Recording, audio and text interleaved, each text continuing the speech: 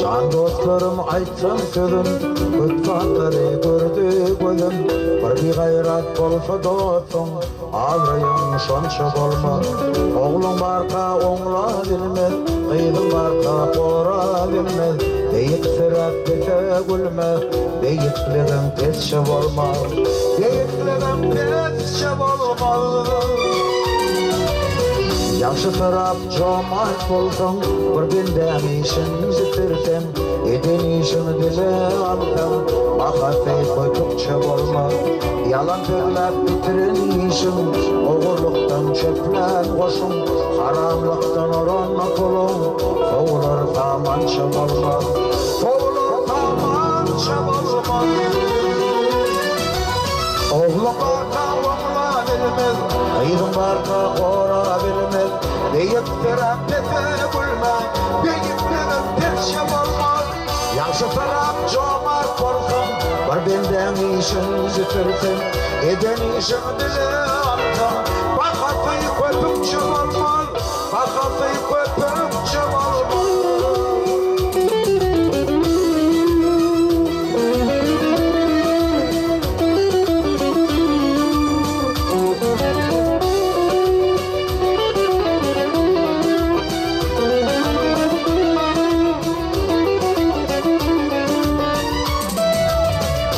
Görüp urt bolmagın, ecil görüp şiir bolmagın.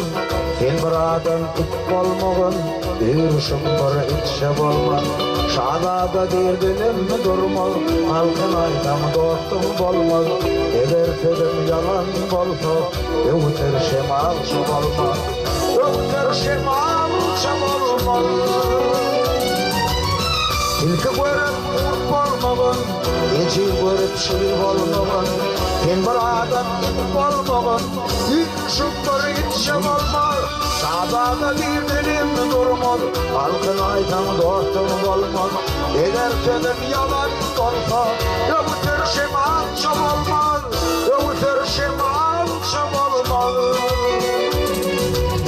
Can dostlarım aytsam sözüm, Kutfatları gördü gözüm. Bir gayrat bolsa dostum, Avrayım şonça bolmaz.